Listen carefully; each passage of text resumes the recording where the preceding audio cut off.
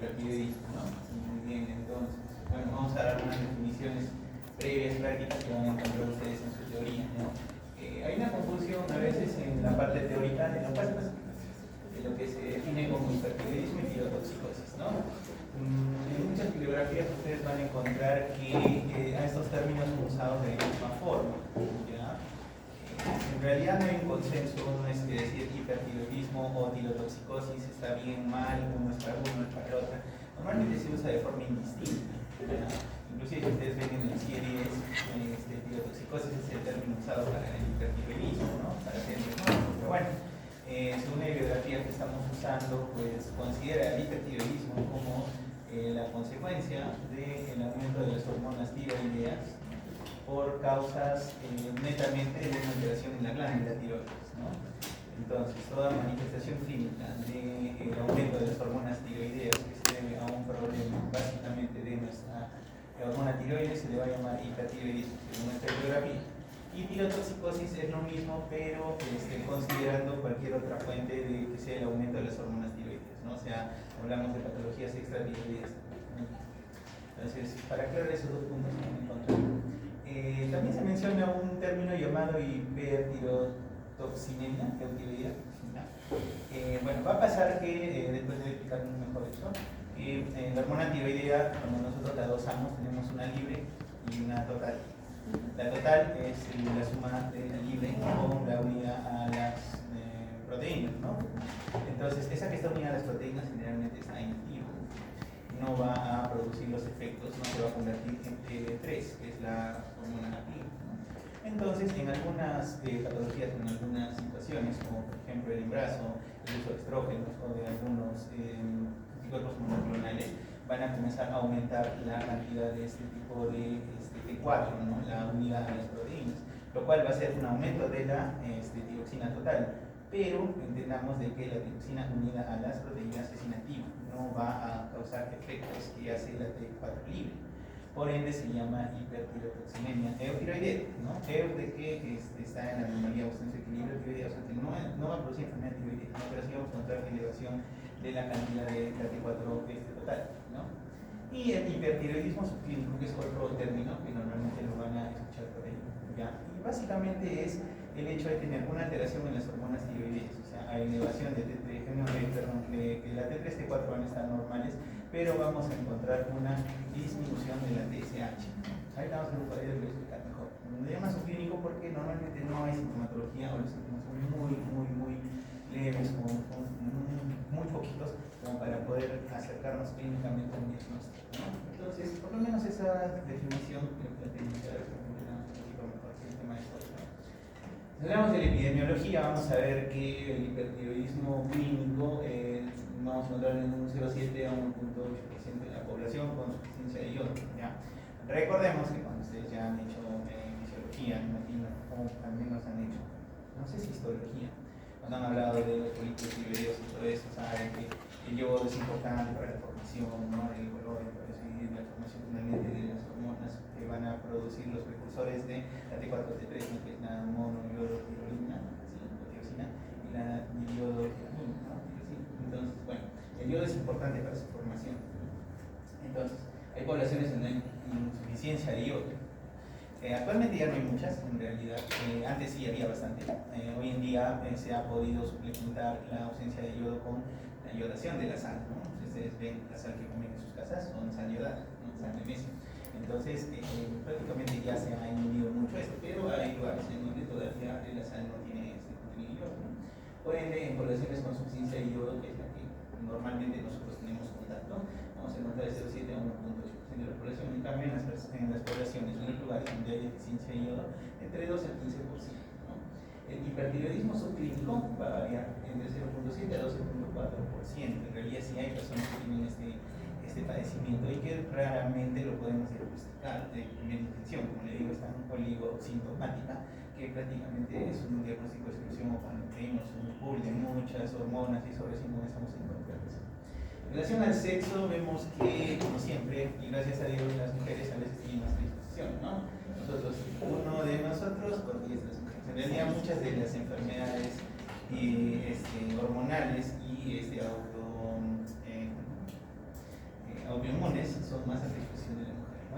hay un pico, hay una prescripción importante por ser mujer, sean chicas.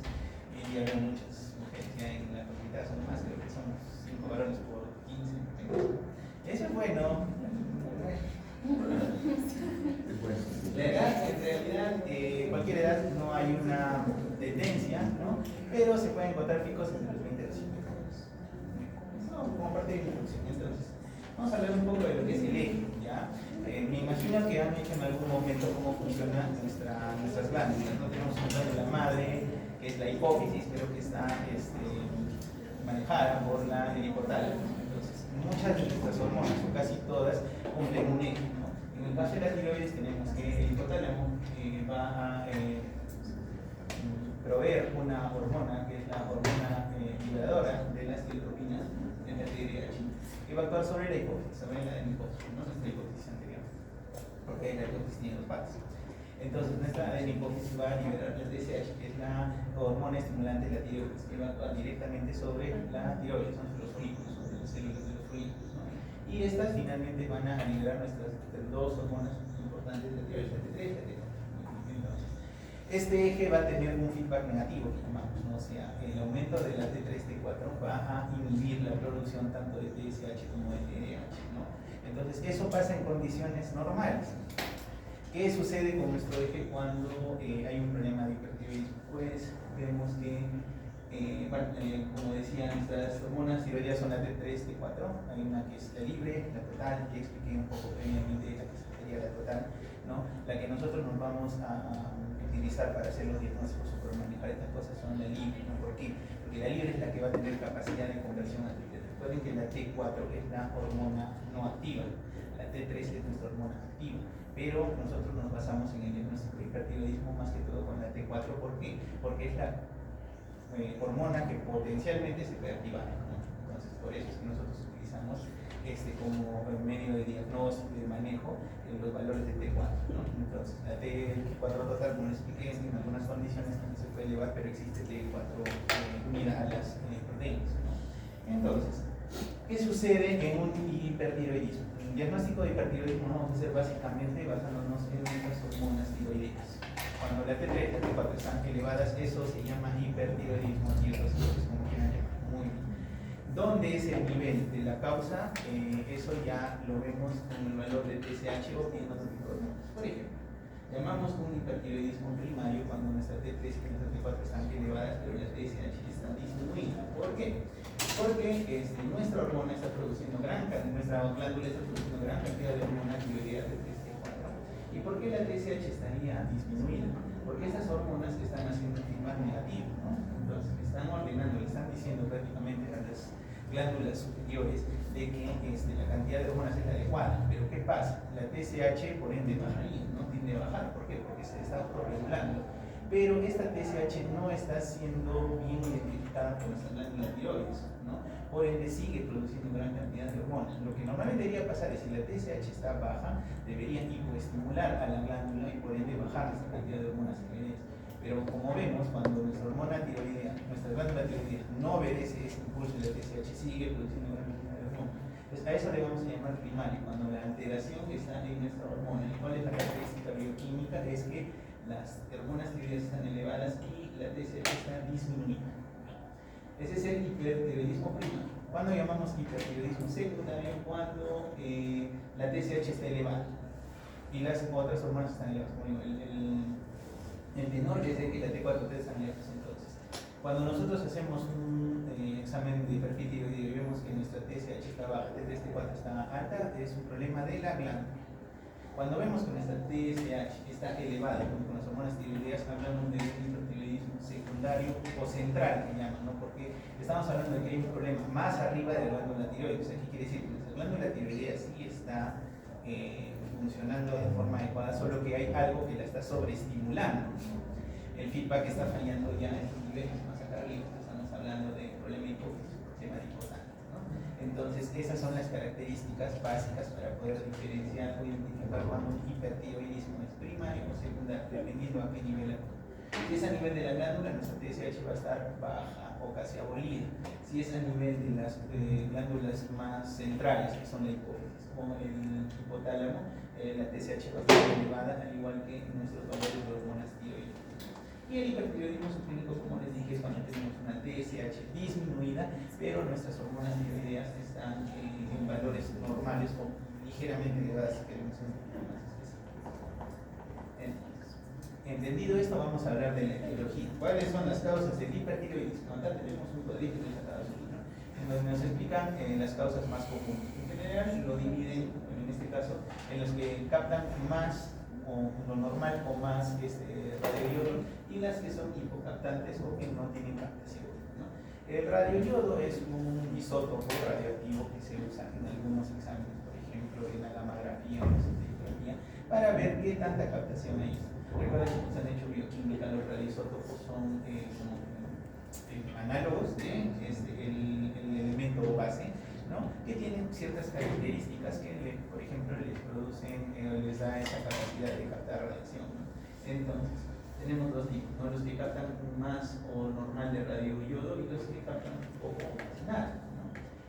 Dentro de las que captan mayor cantidad de radioiodo, los que son vistas en la mamografía en la forma hipercaptantes, tenemos las tres causas más comunes del hipertiroidismo: la enfermedad de Graves-Basedow, tenemos el bocio multipolar tóxico y el adenoma tóxico, ¿no?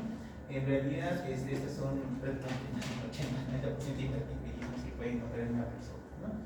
La enfermedad de Graves-Basedow básicamente es una enfermedad autoinmune, ¿sí?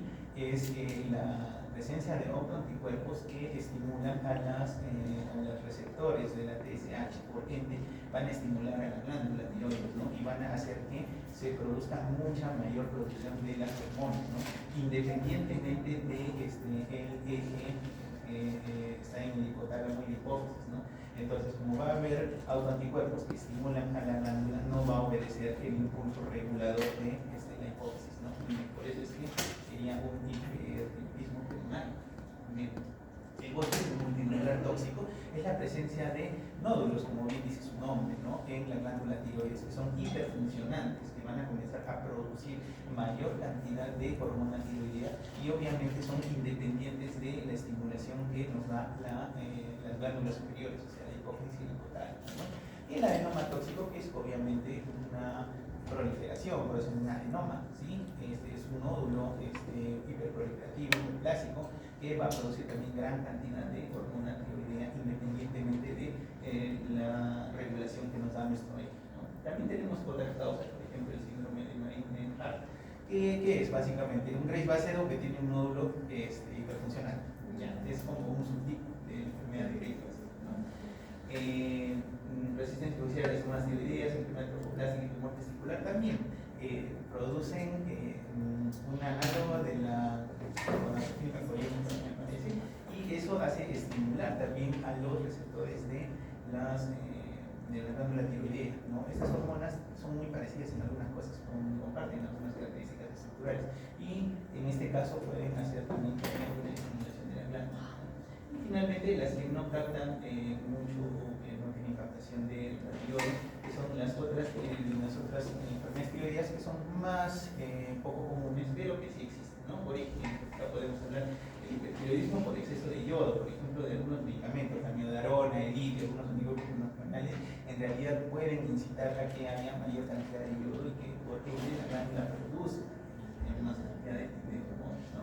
Las tiroiditis silentes o tiroiditis postpartum, ¿no? La tiroiditis es la inflamación de la glándula por un proceso desinflamatorio, medicamentos, etcétera, que destruye la glándula y por ende hay mayor liberación de estas hormonas, ¿no? La lidotoxicosis facticia es un término bien particular, facticia, porque no es un verdadero hipertiroidismo, sino que es producido por alguna otra causa, sea por ingesta a veces del paciente, etcétera, o por algunos medicamentos que también pueden producir aumento de las glándulas tiroideas, ¿no? La tirotoxicosis iatrogénica, bueno, digamos, es de buena gente quieren tratar un hipertiroidismo, pero le dan muy altas dosis de levotiroxina, después de emplear levotiroxina, por ejemplo, un hipotiroidismo, ¿no? Y no le calcularon bien la dosis o se pasaron de dosis y la pueden llevar a un hipertiroidismo etcétera. Bueno, esas son las causas cómo se vería en la centrografía una tiroides, ¿no? En la primera imagen podemos ver cómo se ve una tiroides de captación normal. Entonces llamamos las que tienen captación alta, aquellas que vemos notoriamente que tienen mayor captación de los platisótomos, ¿no? Por ejemplo, el enfermedad de Graves va a ser una captación mayor pero uniforme. En cambio, en un bocio multinodular vemos los nódulos, ¿no? Que se notan que son varios múltiples, ¿no? Que tienen hipercaptación. En el nódulo tóxico, en el adenoma tóxico, vemos que hay un solo nódulo que tiene mayor hipercaptación. En cambio, en las enfermedades que tienen baja o ausente captación de radioiodo, vemos como una tiroiditis que es muy baja la captación en relación con una tiroides. Entonces, es lo que más o menos veríamos si vemos una hemografía de estos pacientes. Bueno, y que la miodarona, que son los que producen una tirotoxicosis o por exceso de yodo. Entonces, una vez comprendido eso, vamos a ver las manifestaciones clínicas. En realidad, el hipertiroideo tiene muchas manifestaciones, o no todas son solo del hipertiroidismo. Muchas veces hay que tratar de buscar que tenga la mayoría de sintomatología para poder llegar al diagnóstico, ¿no? Entonces, vemos de que recordemos que la glándula tiroides es una enfermedad hipermetabólica, es una glándula que tiene muchas reacciones sistémicas, por ende vamos a encontrar que tiene bastantes síntomas en muchas partes del cuerpo, ¿no? Entonces, dentro de los síntomas sistémicos vemos la baja de peso, el aumento de apetito, intolerancia al calor, que es importante, ¿no? Sudoración, polidipsia, la hiperfagia y la anorexia, especialmente en postadores, ¿no? Entonces, el paciente que nos viene a decir que ha notado pérdida de peso, básicamente, ¿no?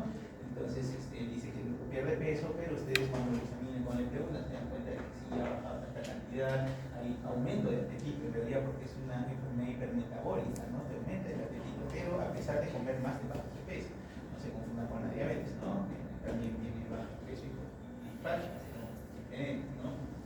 Bien, desde el lado neuromuscular vamos a ver el temblor, el nerviosismo, o sea, son pacientes bastante ansiosos, fatigados, muy hiperreactivos, ¿no?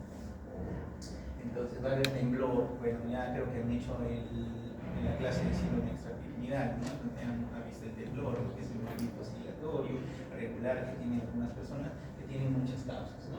Y en este caso es una causa metabólica. Pulmonar puede haber disnea, taquipnea, no es algo muy común encontrar, pero sí puede presentarse. Desde el punto de vista gastrointestinal, ¿qué vamos a encontrar? La hiperdefecación. La hiperdefecación no es diarrea. La hiperdefecación es el aumento de la cantidad de deposiciones en una persona, al menos más de 3 al día, pero que no tiene consistencia de terreno. Son sólidas en realidad, no es una diarrea en sí, ni tampoco tiene moco, las características del tipo de diarrea. Puede haber vómitos, mala absorción, náuseas. Cuando tienen un bocio, o sea, con la presencia de un aumento de la glándula tiroidea, se puede encontrar disfagia, ¿no? O sea, el paciente puede referir que dificulta mucho pasar sus alimentos. Todo la abdominal de la palpación puede ser difuso, se puede consumir con una dispepsia. En piel y maneras vamos a encontrar la hiperhidrosis, que es el aumento de la sudoración de una persona. El prurito es la sensación de comezón en la piel, no necesariamente asociada a alguna lesión dérmica, ¿no? Y la urticaria, urticarias metabólicas, ¿verdad? ¿Cuál es la lesión alimentaria del urticario? El agua muy bien, pero la lesión de la primaria. El abón es una pápula más grande, por así decirlo, ¿no? Muy bien, porque es una sobreelevación, no es una mácula que es una mancha o es una lesión plana. En lo que es reproductivo también van a haber bastantes afectaciones. En los hombres van a haber disminución de libido, inclusive disfunción eréctil, ¿no? Y en las mujeres puede haber problemas de fertilidad, puede haber muchas veces, trastornos menstruales y fertilidad. Y oftalmológicamente es una de las cosas que más nos va a llamar la atención cuando veamos un paciente especialmente con Graves base. Ahí vamos a ver unas imágenes de cómo se ve un paciente con Graves base. Pero la oftalmoplejía bacedoniana es una de las críticas más importantes de la enfermedad de Graves, ¿no? Entonces, el paciente que va a tener diplopía, sensación de extraña, conjuntiva, edema, lateral, dolor de cuerpo, ¿no? Entonces, por ejemplo, acá vamos a ver nosotros brevemente de la mirada del paciente con oftalmoplejía por la enfermedad de Graves, ¿no? Entonces vemos que hay una proptosis de los globos oculares, ¿no? Una mirada fija, una mirada bastante intimidantes y que queremos ver, ¿no? Con otras alteraciones que vamos a mencionar posteriormente con relación a los químicos. Bien, entonces, esas son las manifestaciones clínicas, tanto de síntomas de signos que vamos a presentar con un paciente con hipertiroidismo. Muy bien, entonces, acá vemos un cuadro donde, de forma un poquito más resumida, vamos a llamarla más didáctica, podemos ver. Entonces, hay afectaciones desde lo psicológico, que es el nerviosismo, la irritabilidad, el insomnio, la agitación, las afectaciones oculares, que es los exoftalmos, ¿no? Que es la producción de los globos oculares, ¿no? Con algún tipo de alteración también en el lagrimeo, keratosis, conjuntivitis, dolor ocular, no pueden aperturar o ocluir bien los párpados, ¿no? Cardiovascular, la taquicardia, chicos, es importante la taquicardia dentro del hipertiroidismo. Las manifestaciones cardiovasculares, la taquicardia es una de las cosas que más se ha relacionado con estas enfermedades. Algunos pacientes llegan a hacer fibrilaciones auriculares, ¿no? Entonces, todo paciente que ustedes encuentren con una taquicardia sinusal, si han hecho cardio, me imagino que han visto cuáles son las taquicardias sinusales y las no sinusales, ¿no? Por ejemplo, un grupo que taquicardia no sinusal. Fibrilación auricular, por ejemplo, ¿no? La fibrilación auricular es una taquicardia no sinusal, porque en el LPA es que no encuentren mondamento. Entonces, las LPCBs sí son sinusales, solo que por la cantidad, la velocidad de la descarga no sé. Pero bueno, una taquicardia sinusal que ustedes encuentren en un paciente que no es secundaria ni a fiebre ni a dolor, traten de buscar hipertiroidismo, ¿sí? Muchas veces las fibrilaciones auriculares son secundarias a un hipertiroidismo no encontrado y en los pacientes con hipertiroidismo subclínico la probabilidad de que haga fibrilación auricular posteriormente es 3 a 4 veces, ¿ya? Así que siempre que encuentren una taquicardia supraventricular que no tenga una causa aparente, que no sea fiebre, dolor, cosas comunes, traten de buscar que no sea hipertiroidismo, ¿no? Produce hipertensión arterial. ¿Qué tipo de hipertensión arterial produce? ¿Sistólica, diastólica o de las dos? La típica es la sistólica, ¿ya? O sea, hay hipertensión sistólica típica de el hipertiroidismo. En las extremidades hay el temblor, que puede ser la intención, que puede ser el reposo. En la piel es caliente, suda bastante, ¿no? es fina, ¿ya? Tolera muy poco el calor. Bueno, entonces esas son las características. Y hay algo que sí, no todos los calvitos, por favor, son hipertiroidismos. Por eso les digo, no un síntoma no hace una enfermedad, tienen que encontrar una asociación de varios de ellos. Muy bien. Al lado también en su libro encontró un cuadro importante donde dice algunas características tanto de las manifestaciones hipertiroideas en los jóvenes como en los adultos.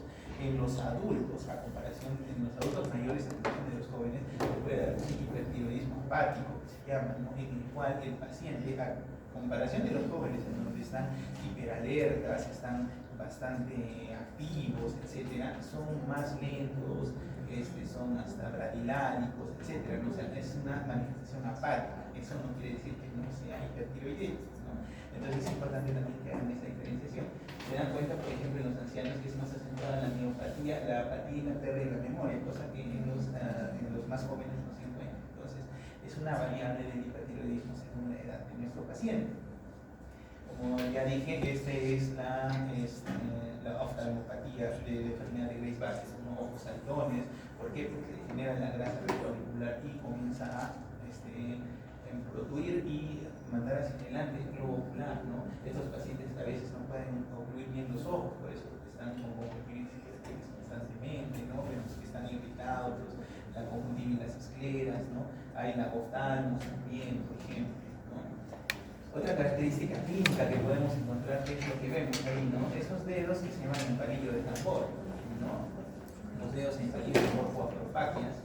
Más abajo vemos las piernitas que están en la piel engrosada y hacen un tipo de edema pretibial, eso se llama el mixedema pretibial, muy típico también de la enfermedad de Graves, ¿no? Las uñas se comienzan a despegar, están muy fáciles de sangrar, por eso se llaman las uñas de pluma, no de pluma, ¿ya? Y también vemos que en algunos puede haber bocio, bueno, como el doctor Carlos hizo que nos ha enseñado las tiroides. No todos los hipertiroidismos tienen bocio, ¿no? Bocio es el aumento del volumen de la tiroides. Bien, no todos tienen eso, pero puede encontrarse, especialmente cuando hay nódulos o cuando hay un bozo multinodular o un adenoma, podemos palpar y encontrar una tumoración. Entonces, ¿cómo vamos a hacer el diagnóstico del hipertiroidismo? Básicamente por los síntomas y signos, como les digo, tienen que ser varios síntomas y signos. Recuerden que los síndromes son un conjunto de síntomas y signos, no es un síntoma, no es un signo, no es un examen de laboratorio, no al contrario, ¿no? En mis prácticas siempre mis alumnos les digo, tenemos que empezar a hacernos un diagnóstico desde que ingresa un paciente, desde que lo ven, desde que me preguntan, ¿no? Los diagnósticos no se dan porque al final les pedimos un montón de exámenes y la ciencia tiene una confusión, ¿no? Entonces esa es la capacidad que tenemos que ganar en este curso, de poder hacer diagnósticos sin necesidad de tener exámenes de laboratorio, eso necesariamente, sino con lo que podamos evaluar, con lo que los signos nos puedan decir, ¿no? Entonces ya vimos cuáles son los síntomas, los signos y síntomas típicos del hipertiroidismo, y los hemos mencionado. Después, ¿con qué más lo vamos a hacer? Con el dosaje de nuestras hormonas tiroides. Lleguemos a la T4, T3 elevadas, nos hace el ciclo de hipertiroidismo. Que como esté la TSH, por ejemplo, es lo que nos va a decir si es primario, si es secundario, etc., ¿no? Entonces, bueno, pueden encontrar unos detallitos que lo pueden ver después, ¿no? Sobre lo que es la enfermedad de Graves, el adenoma nodular tóxico, y el adenoma tóxico o enfermedad de Plummer, ¿ya? Voy a decirles eso, también se llama el adenoma tóxico. Otros estudios laboratoriales. Si bien es cierto, la mayor cantidad de hipertiroidismo no es por la enfermedad de Graves, nosotros tenemos que usar algunas otras cosas para que nos hagan el diagnóstico más fino. Si bien es cierto, de repente ustedes no van a llegar a hacer ese diagnóstico como tal, sino ya un especialista, pero es importante que sepan que hay algunos anticuerpos relacionados con la enfermedad tiroides. Como vuelvo a decir, como he dicho antes, la enfermedad de Graves es la causa más común de hipertiroidismo, por ende, pues una enfermedad común de haber anticuerpos, ¿no? Entonces ahí vemos la TPO, la antitiroglobulina y la antireceptores de TSH, que también son exámenes que se pueden pedir de forma complementaria para llegar a un diagnóstico más preciso. También vamos a ver en un hipertiroidismo alteraciones del calcio, vamos a ver una fosfatasa alcalina elevada, pueden las transaminas elevarse, y también es importante ver electrolitos, chicos. Un cuadro que es muy común en los pacientes hipertiroideos, que es la famosa parálisis espástica hipovolémica, ¿ya? ¿Qué es eso? Es que el paciente llega con una debilidad muscular generalizada. Con eso nos asusta, ¿no? Piensan que es un piramidal, piensan que es un Guillain-Barré, todo eso, pero de repente el paciente no tiene el diagnóstico de hipertiroidismo, pero le encuentran signos típicos de hipertiroidismo, que no ha sido diagnosticado, y le dosan un potasio y otro estenosis. Entonces, estos pacientes pueden hacer hipocalémicas de cierto tiempo, ¿no? Entonces, también es importante, miren, como los electrolitos también son importantes, calcio y potasio. Y finalmente, con estudios de bueno, acá también hay un cuadrito con otros anticuerpos, que como les digo, no es de evitar importante que lo sepan, porque es más para la especialidad, pero recuerden que también hay otro tipo de anticuerpos notables para comenzar a descartar cuáles se origen en el hipertiroidismo. Y finalmente, los estudios imagenológicos. Por ejemplo, vamos a ver que en una tomografía, en una sonografía, vemos cómo es la captación, ¿no? Entonces, nos ayuda bastante a saber que estamos particularmente en un pozo multinodular, vemos muchos lugares de hipercaptación, ¿no? Igual nos habla de que son nódulos calientes, que le llamamos, ¿no? Nódulos calientes que están dando bastante radiosoles, es decir, que se están produciendo, están habiendo mucha síntesis de proteínas, ¿no? Por ejemplo, acá vemos cómo se veía un nódulo autónomo, ¿no? O sea, un adenoma tóxico, por ejemplo, solo un nodulito que no es como el otro, que es multinodular, ¿no? Y también podemos hacer nuestras ecografías. La ecografía de tiroides nos ayuda a ver cómo está la tiroides, si está aumentada, si nosotros en el examen físico encontramos una tiroides aumentada, lo que tenemos que hacer es pedir una ecografía de tiroides inicialmente para ver la cantidad o el grado de crecimiento que tiene la tiroides y usar el Doppler, ¿no? Lo que vemos ahí es el Doppler, una fase venosa y arterial, lo rojo y lo azul. Entonces, la tiroides no debe ser tan vascularizada en realidad. Entonces, acá vemos un Doppler de una paciente que tiene un pozo multinodular, porque vemos que tiene varias zonas donde hay captación de vascularización, ¿no? Entonces, hasta ahí eso es lo que sería básicamente el hipertiroidismo. Voy a terminar con la parte de hipertiroidismo con un cuadro que también lo menciona, que muchas veces es mal interpretado y que a veces causa confusión, porque yo he visto muchos colegas que catalogan tormentas tiroideas sin ser. Entonces, ¿qué es la tormenta tiroidea? Es diferente a la tirotoxicosis. La tormenta tiroidea es básicamente la exacerbación de los síntomas y signos de un hipertiroidismo, ¿ya? O sea, Tormenta tiroidea se da con hipertiroideo, sí, pero es la exacerbación del cuadro clínico, básicamente. ¿Cómo yo sé que estoy frente a un paciente con tormenta tiroidea o que simplemente está ante un hipertiroidismo no controlado? La base para hacer diagnóstico es esta escalita que está por aquí, que se llama la escala de Buchky-Bartovsky, ¿ya? Es la escala que nosotros usamos para catalogar a qué paciente probablemente esté en una tormenta tiroidea o no.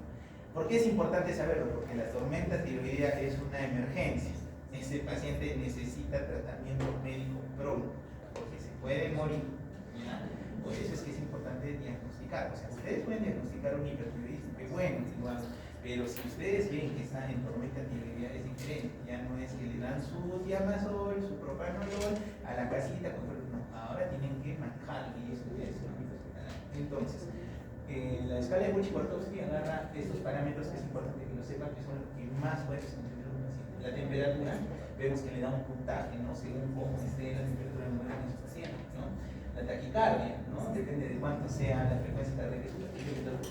Si llega a ser o no fibrilación auricular, la mayoría de fibrilaciones auriculares, como ya decimos en grupos, tenemos tres tipos, ¿no? Muchas veces hacen una de alta respuesta, es una farma, y ahí sí es peligroso, no normal ahí tenemos que cardiovertirla o tenemos que controlar la frecuencia cardíaca, ¿no? Insuficiencia cardíaca congestiva, y han hecho síndrome de insuficiencia cardíaca, ¿no? Entonces, si ustedes encuentran un paciente hipertiroideo con mucho sospecha hipertiroidismo, que sea insuficiencia cardíaca, sea derecha, izquierda o global, bueno, es un paciente que necesita atención pronta. La disfunción gastrointestinal, que normalmente se ve si hay diarrea, dolor abdominal, náuseas, vómitos, o si llega a tener ictericia. Alteración del sistema nervioso central, como está su estado de conciencia, está muy agitado, si está somnoliento, etc. Y si hay un evento precipitante, entonces ustedes hacen su escala de Buchky, si ven que está menos de 25 o de 25 a menos, muy probablemente no esté en tormenta tiroidea. ¿Y qué es un paciente con hipertiroidismo? Que no está controlado, ¿no? El 25-44 es una tormenta tiroidea inminente, o sea, ese paciente va a desaparecer tormenta tiroidea, por ende tienen que referirlos si no están en un lugar de manejando, ¿no? Y si es más de 45 están en una inminente tormenta tiroidea, ¿ya? Muy bien, eso sería la parte de lo que es hipertiroidismo. Espero que haya quedado claro, podemos poner preguntas, queda bien, no sé si me pasa de la hora. Bien, ahora vamos a hablar del hipotiroidismo, que es todo lo contrario a lo que hemos hablado del hipertiroidismo. Muy bien, entonces, definiciones básicas que también vamos a encontrar. En esta vez, en el hipotiroidismo podemos hablar de hipotiroidismo primario, secundario, terciario y hipotiroidismo subclínico. Como igual que el hipertiroidismo, el hipotiroidismo primario es aquel en donde está afectada la glándula tiroides, básicamente, ¿no? Es la glándula la que tiene el problema en la producción de hormonas. El hipotiroidismo secundario y terciario también se llama central. ¿Sí? ¿Por qué? Porque se llama secundario cuando es problema de la hipófisis y se llama terciario cuando es problema del hipotalámico. Es muy sencillo, ¿no? Entonces, a veces para llegar a la conclusión de cuál es la alteración, pues solo se le agrupa y se le llama hipotiroidismo central, ¿no? El que no es problema en la glándula, sino es más de las glándulas de arriba, ¿no? Hipófisis, ¿no? Hipotálico. Y el hipotiroidismo subclínico es casi el homólogo del hipertiroidismo subclínico. Es un paciente que vemos que tiene sus valores de hormonas tiroideas normales, pero la TSH está aumentada. En la epidemiología vamos a ver que el hipotiroidismo clínico va de 0.3 a 2% en la población adulta. El hipotiroidismo subclínico es mucho más frecuente que el clínico, ¿ya? O va de 4 al 10%. Entonces, muchos pacientes se nos van a pasar, muchas veces son hipotiroideos subclínicos, pero no damos con el diagnóstico porque tienen los síntomas muy atenuados o simplemente no se nos ocurre una tiroiditis, ¿no? En el sexo, bueno, sigue siendo la mujer la que tiene más predisposición a sufrir de este problema tiroideo, ¿no? Y hay algunas condiciones que pueden hacer que el hipotiroidismo sea más frecuente. El hipotiroidismo también, al igual que el hipertiroidismo con enfermedad de Graves-Base-2, vemos de que el fondo autoinmune es la causa más común, la tiroiditis de Hashimoto. ¿Ya? La tiroiditis de Hashimoto es el hipertiroidismo más común en las personas, ¿ya? Y también tiene un trasfondo autoinmune, ¿no? Entonces, acá hablan del síndrome poliglandular autoinmune. Es una patología que probablemente lo vean después, en donde hay como que un dicho, ¿no? Toda enfermedad autoinmune nunca va sola. Muchas enfermedades autoinmunes que ustedes encuentren siempre va acompañada de dos puntos. Ustedes comienzan a estudiar con sus pacientes y puede tener un lupus como un síndrome lipídico, una artritis reumatoidea como un síndrome de Sjögren, una enfermedad de Behçet con, no sé, un hipotiroidismo, etc. Entonces, cuando ustedes tengan una paciente con enfermedad autoinmune, mujer, hablo porque las mujeres tienen 10 veces más probabilidad de tener busquen otra enfermedad autoinmune, ¿no? Y las cromosomopatías, ¿no? El síndrome de Down, por ejemplo, tiene más predisposición a presentar un hipotiroidismo congénito. Entonces, nuevamente vamos a recordar, ya lo hemos visto, creo que ya no hay que repetirlo mucho, pero sabemos cómo funciona, ¿no? Nuestro feedback negativo. ¿Qué pasa en el hipotiroidismo primario?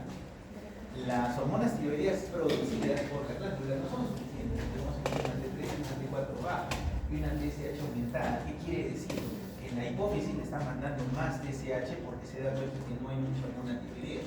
Por ende, el problema es en la glándula. O sea, la glándula no está obedeciendo el impulso de la TSH, por eso nuestras hormonas son bajas.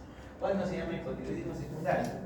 Cuando las hormonas tiroideas están bajas y la TSH también está baja. ¿Por qué? Porque supuestamente la glándula tiroides sí está recibiendo un impulso de más arriba de forma ineficiente, ¿no? No está recibiendo el suficiente impulso, por ende no está produciendo las hormonas necesarias. Entonces, cuando vemos que nuestras tres hormonas TSH, T3, T4 están bajas, ya tenemos que pensar en un hipotiroidismo central que puede ser secundario o terciario, dependiendo de dónde esté la alteración de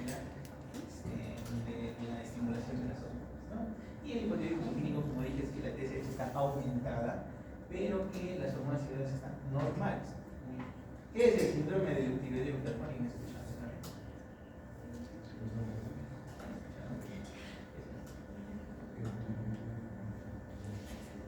El hipotiroidismo enfermo es un paciente que generalmente está pasando por una enfermedad grave, crítica, ¿no? Pacientes que están en UCI, pacientes que están hechos trauma, pacientes que están con una patología complicada, ¿no? Y que comienzan a desarrollar muchas veces sintomatología tiroidea sin que haya una afectación de los valores de sus hormonas, ¿no? Especialmente la TSH, la T4, la T3 están normales, inclusive a veces un poquito bajas, pero que no tienen una enfermedad tiroidea como tal, ¿no? Entonces, es un hipotiroidismo, por así decirlo, extra tiroideo o extra del eje. Por eso se llama y se da más que todo en pacientes que están con una enfermedad crítica. Eso se llama el hipotiroideo extremo, ¿no? O sea, no hay alteración de la glándula ni del eje, pero que comienza a desarrollar una sintomatología o que se encuentra ligeramente bajas las hormonas tiroideas. Muy bien, entonces en la etiología, así como en el hipertiroidismo, tenemos, bueno, esto ya lo agarran según en dónde se origen, si es primario o secundario. Como dije, si hablamos del primario, la causa más común es la tiroiditis crónica autoinmune, la tiroiditis de Hashimoto, ¿no? Que es la más común. Pero también hay otras causas que afectan a la glándula que pueden producir un hipotiroidismo. Por ejemplo, un paciente que tiene un cáncer de tiroides, ¿no? Y por ahí la indicación es la relación con yodo, ¿no? Entonces, ¿qué pasa? Le vamos a quemar la glándula. Por ende, lo vamos a llevar a un hipotiroidismo. ¿Por qué? Porque estamos haciendo una ablación de la glándula. No va a haber glándula. Entonces, no va a haber producción de hormona tiroidea. Por ende, lo estamos llevando a un hipotiroidismo secundario, pero es básicamente una afectación química de la glándula, ¿no? Después, las tiroidectomías, ¿no? Digamos, pacientes que son necesitarios de cirugía, le sacamos la glándula tiroides y obviamente lo vamos a dejar como un hipotiroidismo. Las tiroides infecciosas y agudas, las inflamaciones de la tiroides también pueden producir una alteración en la formación. Algunas tiroiditis producen destrucción de la glándula, inflamación y mayor liberación de hormonas tiroideas, como otras pueden producir destrucción o inflamación de la glándula y que se produzca menos cantidad de hormonas tiroideas, ¿no? Y las secundarias o centrales ya vemos que son alteraciones de más arriba, ¿no? Pues, un tumor en la hipófisis, un tumor en el hipotálamo, una selena, etc. Por ejemplo, dentro de ellas hay una que se llama la necrosis isquémica por hemorragia postparto. ¿Sí han escuchado? La necrosis isquémica por hemorragia postparto. Hay mujeres que dan a luz y que terminan siendo o haciendo un pánico pituitarismo. ¿Han escuchado? Es el síndrome de Shiga. El síndrome de Shiga es el panhipopituitarismo, par de todos hipopituitarismo, o sea, todas las hormonas dependientes de la hipófisis se ven disminuidas porque se infarta, sería un parto, ¿no? Es necesario eso.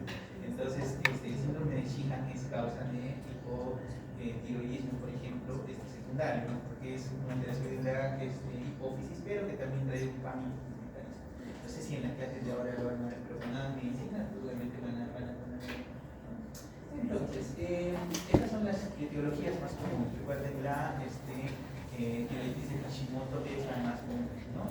La deficiencia de yodo también es una parte importante para el hipotiroidismo. Si bien es cierto, los hipotiroideos que tienen deficiencia de yodo van a desarrollar esto con desarrollo del bocio también, ¿no? Cuando vean sus pacientes que tienen un bocio grande, hipotiroidismo es por deficiencia de yodo. Entonces, las manifestaciones clínicas son un poco menos floridas que en el hipertiroidismo, pero van a ver todo lo contrario al hipertiroidismo. ¿Qué quiere decir? Astenia, cansancio, calambres, dolores musculares, aumento de peso. Por lo general, las pacientes hipotiroideas son mujeres que están consultando constantemente por aumento de peso, sin que funcione ningún otro tipo de terapia o que no le encuentren alguna alteración metabólica definida, ¿no? Entonces, cuando comenzamos a ver ese tipo de pacientes, ya tenemos que empezar a entender el problema tiroideo. La bradicardia es común, sí. Entonces, tenemos un paciente con bradicardia, traten de estudiar algunas pensaban que hay hipotensión, en general no, muchas veces hay más hipotensión, ¿ya? También pero también puede desarrollar hipotensión. Es intolerante al frío, es una paciente que es muy lenta para hablar, es bradicílica, bradilánica, ¿no? Y muchas veces tiene alteraciones en la voz, tiene cojear, ¿no? ¿Por qué? Porque como hay un bocio muchas veces asociado, eso tracciona en la vía respiratoria y los pacientes tienen una voz lenta y ronca, ¿ya? Muy bien. Los signos, como vemos, la paciente aguanta la palmas, planes servilletas, depilación de la pelo y la ceja, ya sus compañeras que tienen poca ceja. El rodete miotónico, ya, es un reflejo que se hace, por así decirlo, donde uno percute una parte de un músculo y se contrae, un rodete, nosotros percutimos aquí en la zona antenal, hace esto. Entonces, bueno, ese es un signo macroglosia, los pacientes tienen la lengua ya, son pacientes con por ejemplo, es una fascia agotallada, típica de una hipotiroidea, no tienen softales, por si acaso, no parece, pero tienen un edema bipalpebral, es una carita resonita, media gruesita, ¿no? Y si es una persona lenta, que habla con mucha dificultad, con mucha facilidad, tiene macroglosia y todo eso, pues tenemos que sospechar clínicamente esto puede ser una hipotiroidea, ¿no? Vemos otra imagen donde vemos los labios que son gruesos, tenemos la macroglosia, que es una principal, no en largo, sino en ancho, más que todo, ¿no? El edema palpebral, la caída de las cejas, todo eso. Muy bien, entonces, ¿cómo hacemos el diagnóstico? Básicamente, síntomas y signos típicos, que son los que hemos mencionado, ¿no? Acá vemos que hay, mencionan dentro de los síntomas típicos que son 3 o 4 los que dan más coeficiente de éxito para encontrar un hipotiroideo. Normalmente, ¿qué tiene un hipotiroideo? Tiene la voz presa y ronca, ¿no? Que nos da una sensibilidad muy grande al hipotiroideo. En el corazón que sea bradicárdica, ¿no? Y la piel que tenga el edema, ¿no? Que haya hormigueros. Entonces, esos son los 3 síntomas más típicos de un paciente hipotiroideo y la macroglosia. Entonces, si encontramos estas cosas, hay que sospechar altamente de un paciente hipotiroideo.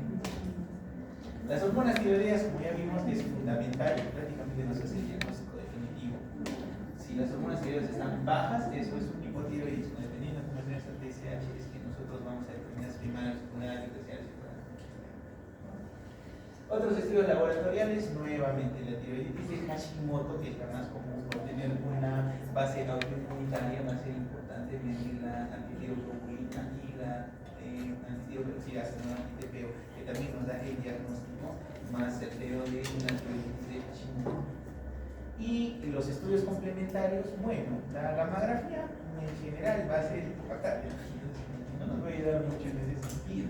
Lo que sí nos va a ayudar es evaluar el bocio con una ecografía, ¿no? Básicamente, y tomografía o otros estudios para ver qué tan grande o qué tan invasiva puede estar la vía respiratoria por el crecimiento de nuestra tiroides. Finalmente vamos a hablar del coma mixedematoso. ¿Qué es el coma mixedematoso? Es el otro extremo de la tormenta tiroidea. Es una exacerbación de la sintomatología del hipotiroidismo. Muy bien. Igual que en la tormenta tiroidea existe un score, ¿ya? Muchas veces necesitamos en la medicina de muchos scores para poder determinar algo. Todo van a ver que son scores. Para fibrilación, CHASPAR, para tormenta tiroidea, entonces, para muchas cosas van a necesitar scores, ¿no? Los scores de Wells, Geneva, los que han hecho con vos, me imagino que por ahí usan tipos de, no sé si han tocado problemas más profundos, problemas pulmonares, que existen scores para nosotros ayudar, ¿no? Inclusive en la clasificación molecular y eso, en la enfermedad renal que han hecho, porque han hecho insuficiencia renal en el caso de han hablado de estadías. Entonces, a nosotros nos ayudan mucho los scores. Este es un score para ver el coma mixedematoso. ¿Qué es el coma mixedematoso? Es la exacerbación de los síntomas del hipotiroidismo. Entonces, es un paciente que muchas veces viene inconsciente o con un estado de conciencia con letargia, que está hipoglicémico, que está hipotenso, que está bradicárdico, ¿no? Y que simplemente puede hasta llegar a convulsionar y no sabemos qué tiene. Por ahí a alguien se le puede decir, era hipotiroideo, como se listo y tomaba hipotiroideo. Entonces, probablemente sí cumple con esos criterios que vemos que si sumando este score nos da más de 60, estamos ante una coma mixedematoso. Es una urgencia médica, igual, es el mismo coma mixedematoso, no le dan a la obviamente, ¿no? Entonces, esto nos ayuda a determinar si está